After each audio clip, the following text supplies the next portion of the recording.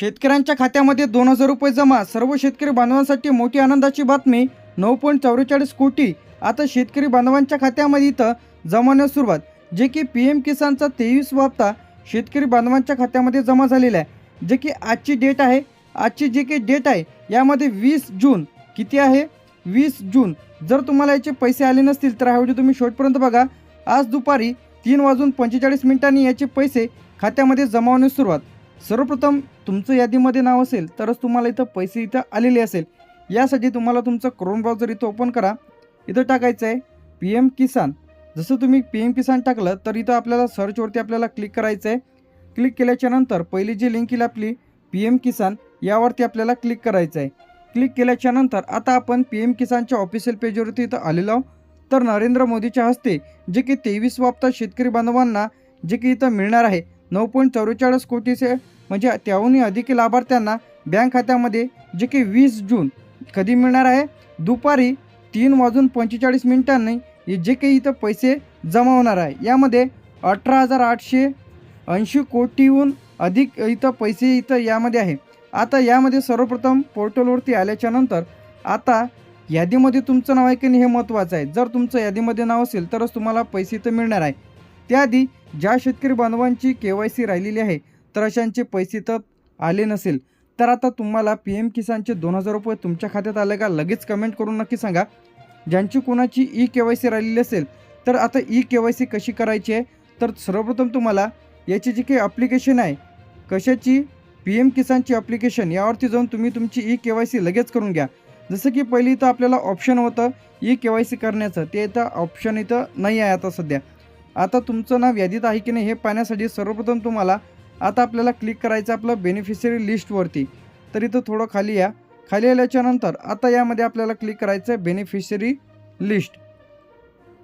यावरती क्लिक केल्याच्या नंतर आता जे की इथं तुम्हाला दाखवेल आपलं स्टेट, डिस्ट्रिक्ट, सब डिस्ट्रिक्ट, त्यानंतर ब्लॉक आणि आपला व्हिलेज.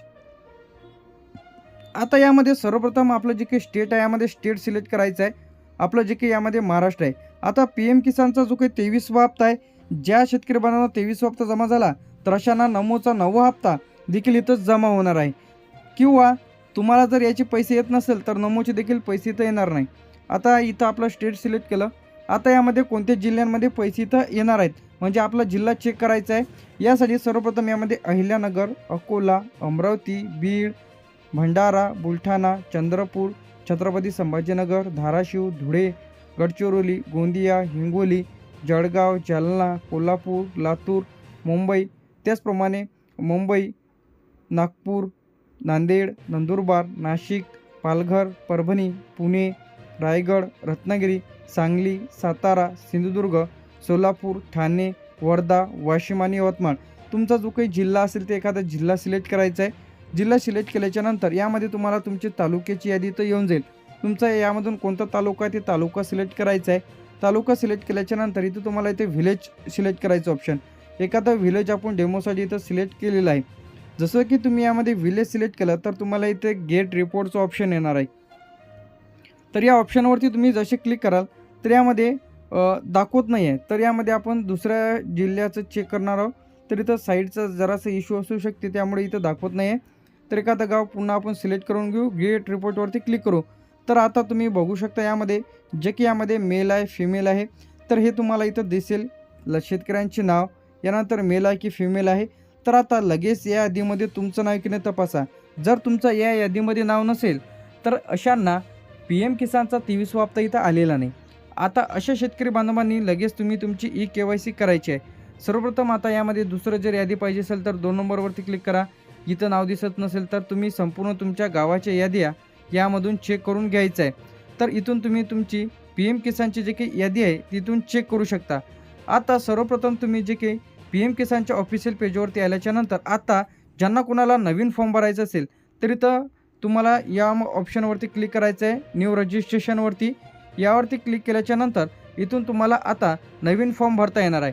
आता सर्वांसाठी मोठी अपडेट इथं आलेली आहे जे की PM किसान योजनेबद्दल. म्हणजे आता PM किसानचे जे काही पात्र शेतकरी आहेत तर अशांना नमोचा देखील हप्ता इथं येत आहे. आता यामध्ये तुम्ही जाऊन तुमचं नवीन फॉर्म इथं भरू शकता. तर आता जो काही 23वा हप्ता आहे आता बरेच शेतकरी बांधवांना इथं 23वा हप्ता जमा झालेला नाही, तर बरेच शेतकरी बांधवांचे मेसेज इथं येत आहे. तर घाबरण्याचं काही कारण नाही. आता तुमची ई-के-वाय-सी केली की नाही हे महत्त्वाचं आहे. यामध्ये जे की स्पष्टपणे सांगितलेलं आहे की पी-एम किसान, आता हे जे की पी-एम किसान जे की eKYC is mandatory for PM Kisan registration farmer, म्हणजे ई-के-वाय-सी बंधनकारक आहे. एक तर तुम्ही ओ-टी-पीद्वारे इज अवेलेबल, त्याचप्रमाणे सी-एस-सी सेंटरवरती जाऊन सुद्धा तुम्ही तुमची बायोमेट्रिकद्वारे ई-के-वाय-सी करू शकता. म्हणजे कशा माध्यमातून थंब लावून करू शकता किंवा ओ-टी-पीद्वारे तुम्ही तुमची ई-के-वाय-सी करू शकता. आता जे की 20 जून 2026 जे की 3:45 जे की याचे पैसे दुपारपासूनच 3:45 पैसे खात्यामध्ये लाभार्थ्यांचे जमा होण्यास सुरुवात झालेली आहे. आता जर तुमचं काही अडचण असेल, यामध्ये काय प्रॉब्लेम असू शकते, तुमचं एडिट किंवा सेल्फ रजिस्ट्रेशन यामध्ये तुम्हाला जर काही अपडेट करायचं असेल किंवा एडिट करायचं असेल किंवा काही कारणास्तव तुम्हाला पैसे आलेले नसेल, तर तुम्ही इथून चेक करू शकता. किंवा तुमचा मोबाईल नंबर हरवलेला आहे, हे देखील तुम्ही इथून तुमचा मोबाईल नंबर अपडेट करू शकता.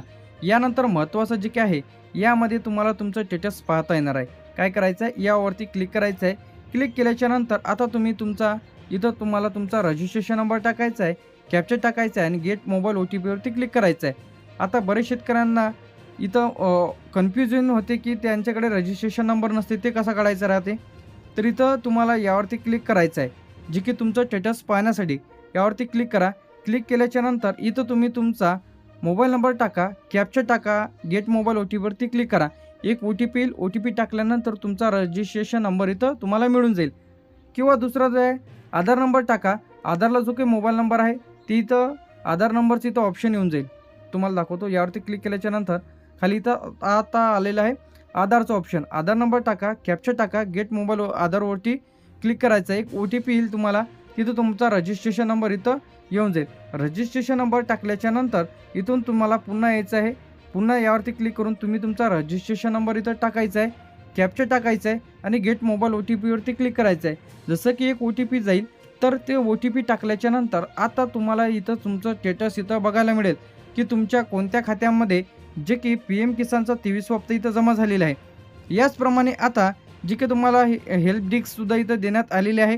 आता पी-एम किसानची ॲप्लिकेशन जे की तुम्हाला इथं दिलेली आहे, काय आहे, तर ह्या ॲप्लिकेशनच्या माध्यमातून आता बरेच फ्रॉड इथं निघलेले आहे. जे काही जे काही ॲप्लिकेशन इथं आलेले आहे, तर ते तुमचा मोबाईल हॅक किंवा तुमच्या बँक अकाउंटमधील पैसे देखील इथं कटू शकते. तर त्यासाठी सर्वप्रथम तुम्हाला पी-एम किसानच्या ऑफिशियल पेजवरती येऊनच तुम्हाला ही ॲप्लिकेशन डाउनलोड करा.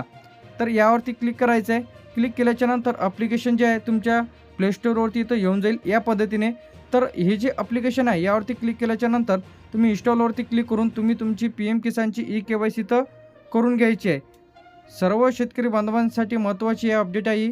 तर इथून तुम्ही जे काय तुमची ॲप्लिकेशन डाउनलोड करू शकता.